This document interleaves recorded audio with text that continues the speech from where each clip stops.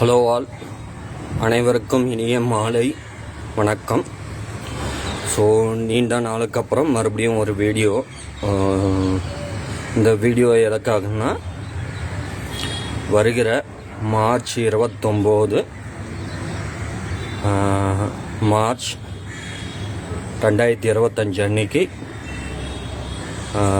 சனி பயிற்சி நடக்கும்போது இந்த பயிற்சி எப்படிப்பட்டதாக இருக்கும், யாரும் ரொம்ப ஜாக்கிரதையாக இருக்கணும், யாராருக்கு நல்ல பலன், அந்த மாதிரி அதில் இருந்து எப்படி சனி பயிற்சியிலேருந்து எப்படி உங்களை தற்காத்துக்கிறதுன்னு இப்போ நான் சொல்ல போகிறேன்.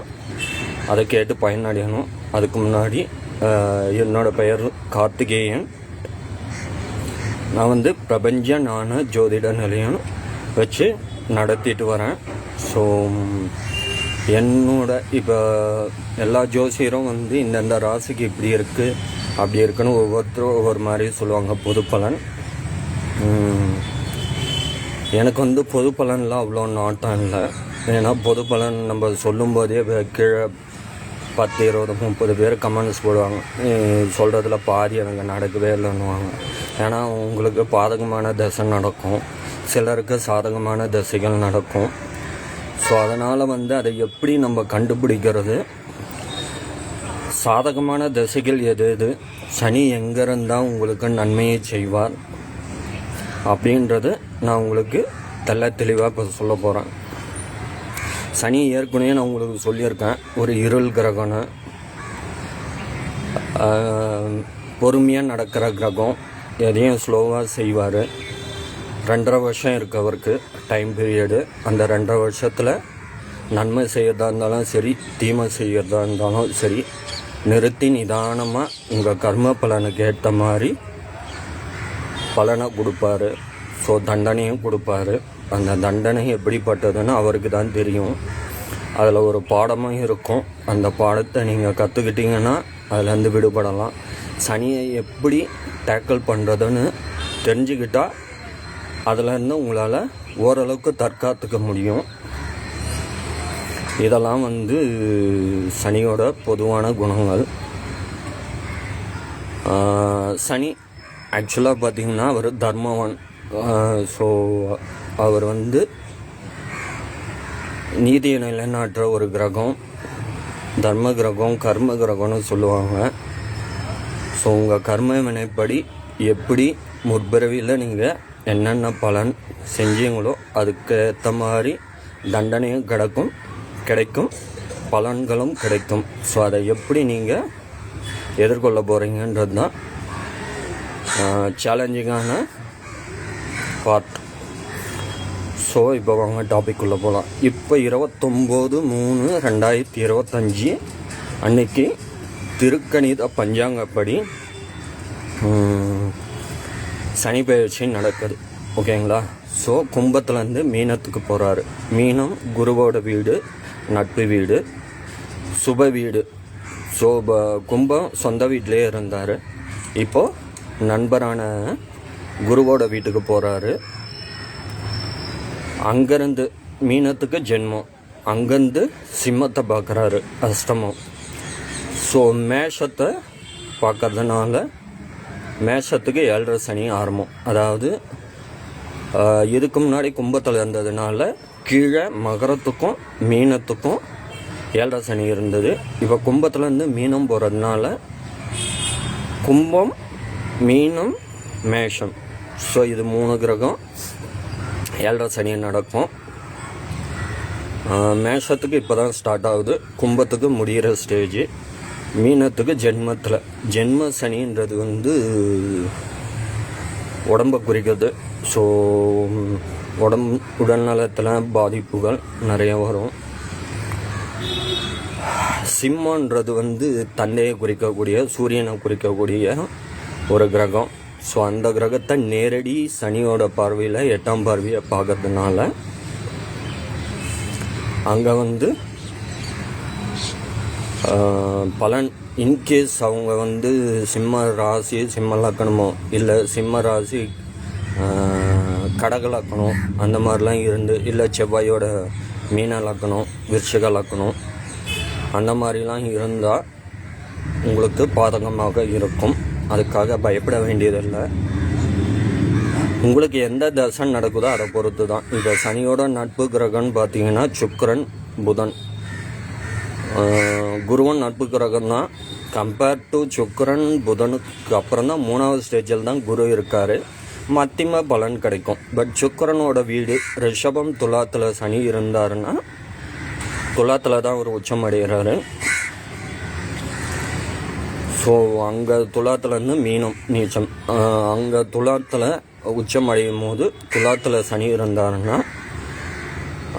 நல்ல பலன்கள் உங்களுக்கு கிடைக்கும். ரிஷபத்தில் இருந்தாலும் நல்ல பலன்கள் கிடைக்கும். மிதுனம், கன்னி இதில் இருந்தாலும் உங்களுக்கு நல்ல பலன்கள் கிடைக்கும். லக்னமாக இருந்தாலும் சரி, ராசியாக இருந்தாலும் சரி. ஸோ இதெல்லாம் நீங்கள் பார்க்க வேண்டியது. இப்போ ஃபார் எக்ஸாம்பிள் உங்களுக்கு சிம்ம லக்னமாக இருந்து சிம்ம ராசி, சிம்ம லக்னமாக இருந்து தசையும் உங்களுக்கு செவ்வாய் தசையோ இல்லை சந்திரனோட தசையோ இல்லை சனி தசையும் நடந்ததுன்னா அதெல்லாம் நீங்கள் குறிப்பெடுத்துக்கணும். ஃபார் எக்ஸாம்பிள் சுக்கிர தசை நடந்தாலும் உங்களுக்கு சாதகமாக இருக்கும்.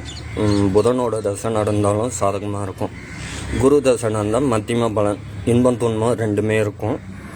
மற்ற எல்லா கிரகமும் இதே சனி தசையாக நடந்தால் கூட உங்களுக்கு லக்னம், இப்போ ஃபார் எக்ஸாம்பிள் சிம்ம ராசியாக இருந்து கும்ப லக்னம், அந்த மாதிரி மகர லக்னம் அப்படி இருந்தால் கூட உங்களுக்கு பாதிப்பு நிறையா இருக்கும்.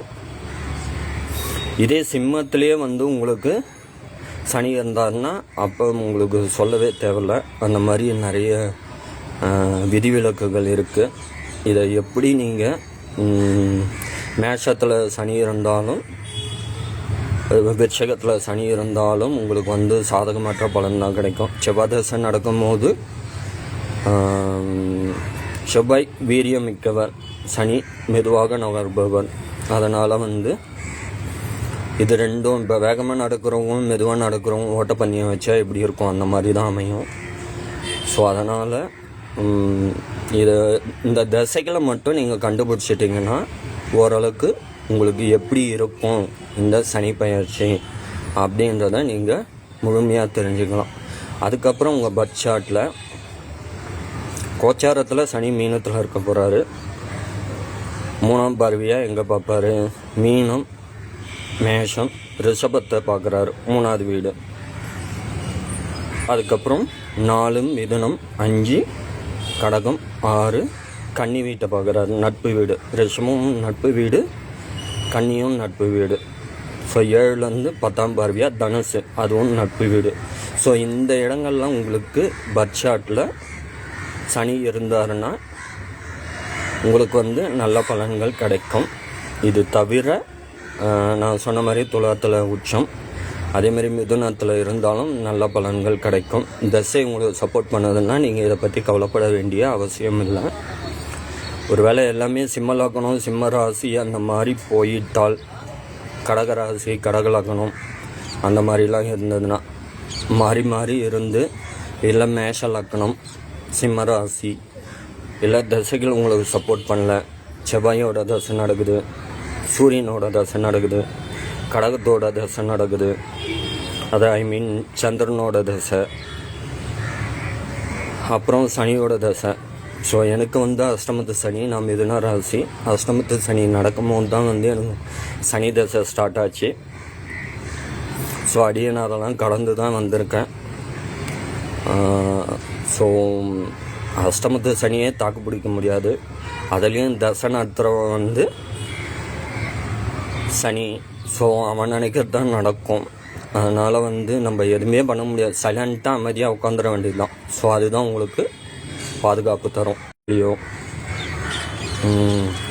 சிம்ம வீட்டில் இருந்தாலும் சரி, கடக வீட்டில் இருந்தாலும் சரி, இல்லை மகர கும்பத்தில் இருந்தாலும் சரி, இதெல்லாம் உங்களுக்கு நற்பலன்களை அதிகமாக எடுத்து செய்யாது.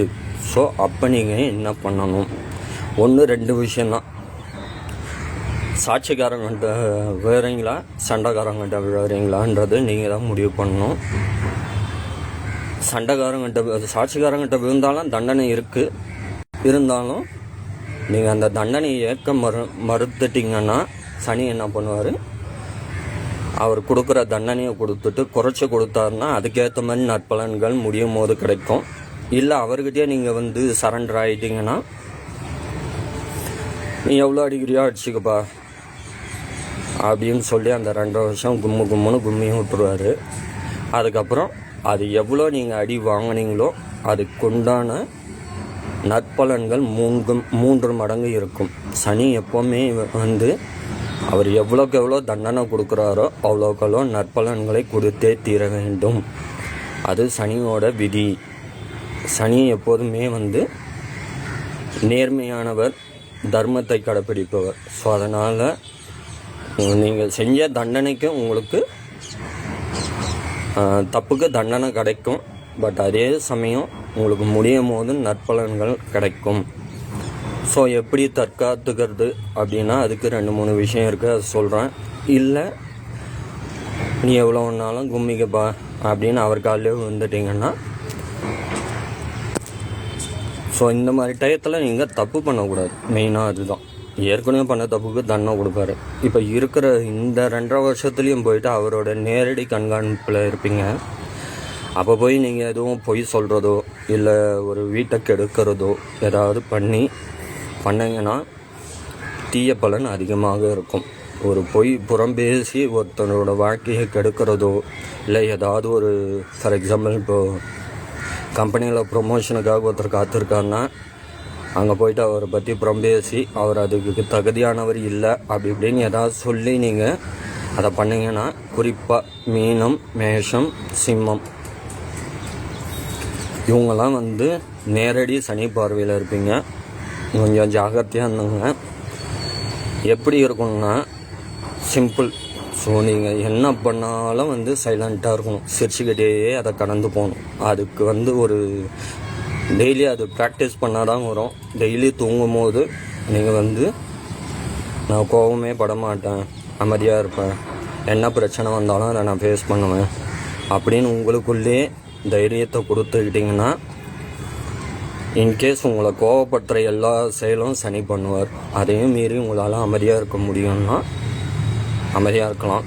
இல்லை உங்களை தூண்டுற மாதிரி நிறைய உங்களுக்கு வாய் வார்த்தைகள் வரும். வடிவேல் ஒரு காமெடி இருக்கும், அது எவ்வளோ பேருக்கு புரியும்னு தெரியல. பேசாமல் அமைதியாக ஒரு இடத்துல ஆலமரத்துக்கு அடியில் படுத்துட்டு இருப்பார். போகிறவங்க வரவங்களாம் வந்து இழுக்க பார்ப்பாங்க, அமைதியாக தூங்கிட்டு இருப்பார். ஸோ அதே மாதிரி அமைதியாக இருந்துட்டிங்கன்னா ஓரளவு இதை கடந்து வந்துடலாம். இல்லை வாய் கொடுத்தீங்கன்னா அதுக்குண்டான பலன் உங்களுக்கு நிச்சயம் கிடைக்கும். அதனால் எவ்வளோக்கு எவ்வளோ அமைதியாக இருக்க முடியுமோ அவ்வளோக்கு எவ்வளோ அமைதியாக கடந்து போங்க. இந்த 2.5 வருஷம் நீங்கள் எந்த அளவுக்கு இதை மேனேஜ் பண்ணுறீங்களோ அந்த அளவுக்கு உங்களுக்கு தீய பலன் குறைக்கப்படும். அதாவது தீய பலன்லேருந்து நீங்கள் அதை உங்களை தற்காத்துக்கலாம். ஸோ மெயினாக நல்ல தசை நடக்கிறவங்களாக இருந்தாலும் சில விஷயங்கள் நான் சொல்கிறேன், அதை ஃபாலோ பண்ணுங்கள். பாதகமான தசை நடக்கிறவங்க இன்கேஸ் இவர் அடியை நம்மளால் தாங்க முடியல அப்படின்னு நினைக்கிறவங்க 2-3 பரிகாரம் சொல்கிறேன், அதை ட்ரை பண்ணுங்கள். நான் ஒவ்வொருத்தரும் எல்லா ஜாதகத்தையும் பார்த்து என்னால் சொல்ல முடியாது. வரவங்களுக்கு நிச்சயமாக அதுக்குண்டான பலன் நிச்சயமாக தேடி தர முடியும். வராதவங்களுக்கு பொதுவான ஒரு பலன் சொல்கிறேன், அதை பயன்படுத்திங்க. ஸோ சனி வந்து ஒரு 3 பேருக்கு 4 பேருக்கு கட்டுப்படுவார். அந்த 4 பேரை நீங்கள் இருக்க பிடிச்சிட்டிங்கன்னா இந்த 2.5 வருஷத்தை நீங்கள் கடந்து வரலாம். அப்பயும் எங்கேயாவது கேப் விட்டிங்கன்னா வச்சு செஞ்சுடுவார். அந்த ஒரு நாள் அவருக்கு 1 மணி நேரமே போதும், இல்லை 1 நிமிஷமாக இருந்தாலும் அதை சிறப்பாக செஞ்சிடுவார். ஓரளவுக்கு உங்களை அந்த தீய தாக்கத்துலேருந்து உங்களால் தற்காத்துக்க முடியும். அதில் முதல் ஆள் வந்து விநாயகர், 2வது ஆஞ்சநேயர், 3வது காலபைரவர், 4வது காளி. இவங்க 4 பேரை சிக்கனை பிடிச்சிக்கிட்டிங்கன்னா உங்களால் சனியோட தாக்கத்தில் இருந்து ஓரளவுக்கு உங்களை தற்காத்துக்க முடியும். அப்படி நீங்கள் தற்காத்துக்கிட்டாலும் பலன்கள் வந்து உங்களுக்கு நல்ல பலன்கள் முடிகிற நேரத்தில் கம்மியாக தான் கிடைக்கும். அதையும் நான் சொல்லிடுறேன். ஸோ என்னால் இந்த அடியை தாங்க முடியாது, சனியோட தாக்கத்தை நான் குறைச்சே ஆகணும்னா இதை ஃபாலோ பண்ணுவேன். இல்லை எவ்வளோ வச்சாலும் நான் தாங்குவேன்னா நான் வந்து இந்த பரிகாரங்களை சொல்கிறேன். தவறாமல் சனிக்கிழமை இரவு 8 to 9 சனி ஓரையில் காலபைரவருக்கு இழுப்பு எண்ணெயில் தீபம் போடுங்க. காலபைரவருக்கு ஸ்லோகம் தெரிஞ்சுங்க. ஓம் காலகாலாய வித்மகே காலஸ்தாய தீமகி தன்னோ காலபைரவ பிரசோதயாது.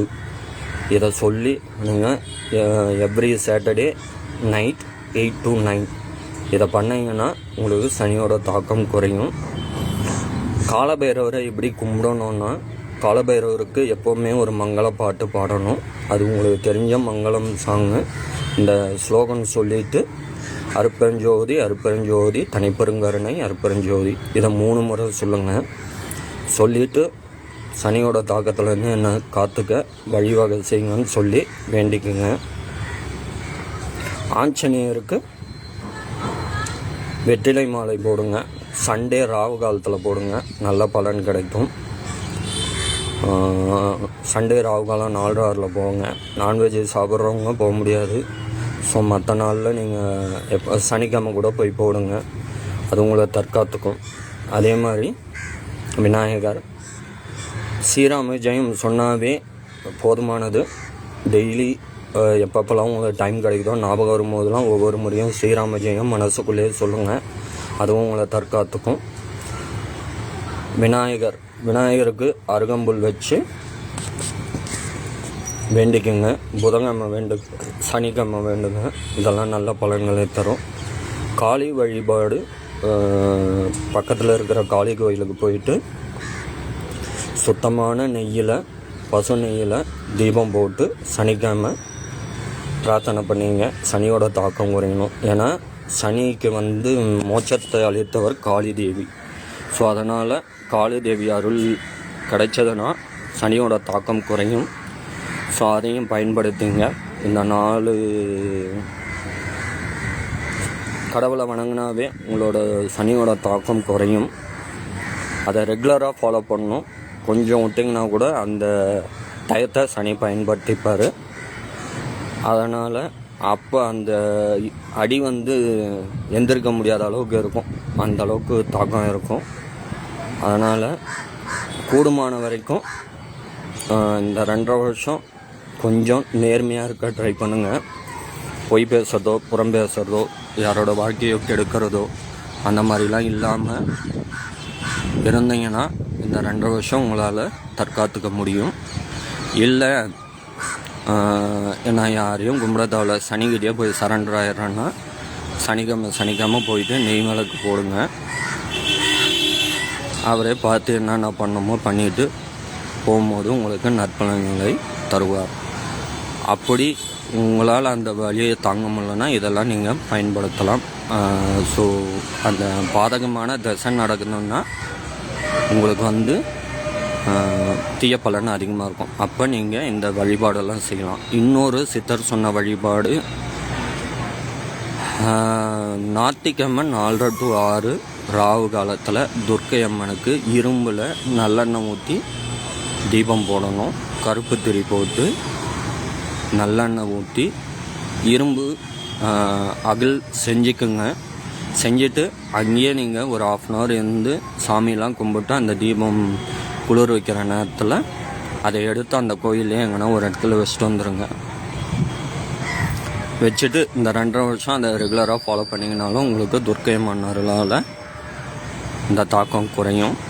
சில சோஸ்திரங்கள் இருக்குது, அது தனியாக எனக்கு தொடர்பு கொண்டீங்கன்னா அதெல்லாம் கொடுப்பேன், அதை நீங்கள் பயன்படுத்திங்க. அதில் இருந்தும் உங்களுக்கு அந்த தாக்கம் குறையும். கூடுமான வரைக்கும் ஹேண்டிகேப்டு, விதவி பெண், துப்புரவு தொழிலாளர், நிறைய பேர் முதியவர்கள், இவங்களுக்கெல்லாம் நீங்கள் ஹெல்ப் பண்ணிங்கன்னா சனியோட தாக்கம் குறையும். இதை நான் நிறைய வீடியோவில் சொல்லியிருக்கேன். இதெல்லாம் தான் உங்களை தற்காத்துக்கும். வேறு அதாவது சனிக்கு நீங்கள் பிரீத்தி பண்ணணும்னு நினச்சிங்கன்னா நான் சொன்ன அந்த காளி வழிபாடு, காலபைரவர் வழிபாடு, ஆஞ்சநேயர் வழிபாடு, விநாயகர் வழிபாடு, துர்க்கை அம்மன் வழிபாடு. இதை ஃபாலோ பண்ணுங்கள் எல்லோரும், உங்களுக்கு நல்ல பலன் கிடைக்கும். இது கிடைக்கும் பட்சத்தில் அதை மற்றவங்களுக்கும் சொல்லுங்கள், எல்லோரும் பயன்பெறட்டும். இன்கேஸ் தனிப்பட்ட முறையில் ஆலோசனை தேவைன்னா என்னோடய நம்பர் கொடுக்குறேன். உங்கள் ஜாதகத்தை கணிச்சு இன்னும் நல்ல முறையில் எப்படி நீங்கள் உங்களை தற்காத்துக்கலான்றதை நான் உங்களுக்கு தெளிவுபடுத்துகிறேன். ஸோ அதையும் பயன்படுத்துங்க. என்னோடய நம்பர் கமெண்ட்ஸில் கொடுக்குறேன், ஃபாலோ பண்ணுங்கள். நன்றி, வணக்கம். நாளை இன்னொரு வீடியோ இருக்குது. நான் ஏற்கனவே அஜித் குமார் ஜாதகம் கணித்தேன், அதுக்கப்புறம் எலெக்ஷன் ப்ரெடிக்ஷன் சொன்னேன். ஸோ இதில் இப்போது சில மாறுதல்கள் இருக்குது. 2026 தான் இப்போதைக்கு எல்லோரும் பேசிகிட்டு இருக்காங்க. நான் 2031 வரலாம் போகலான்னு முடிவு பண்ணியிருக்கேன். அதை பற்றி நாளே பேசுவோம். இன்றைக்கி இதோடு முடிஞ்சது. கூடுமான வரைக்கும் இந்த வீடியோ உங்கள் தெரிஞ்ச சொந்தங்களுக்கு, நண்பர்களுக்கு ஃபாலோ பண்ணுங்கள். என்னோடய யூடியூப் சேனல் இருக்குது, அதையும் நான் உங்களுக்கு லிங்க்கு கொடுக்குறேன். YouTube channel, Insta, Facebook, WhatsApp எல்லாத்துலேயும் யாரெல்லாம் ஃபாலோ பண்ணுறீங்களோ உங்களுக்கெல்லாம் இதை ஃபார்வர்ட் பண்ணி தெரியப்படுத்துங்க. ஸோ மீண்டும் ஒரு வீடியோவில் சந்திப்போம். நன்றி, மாலை வணக்கம்.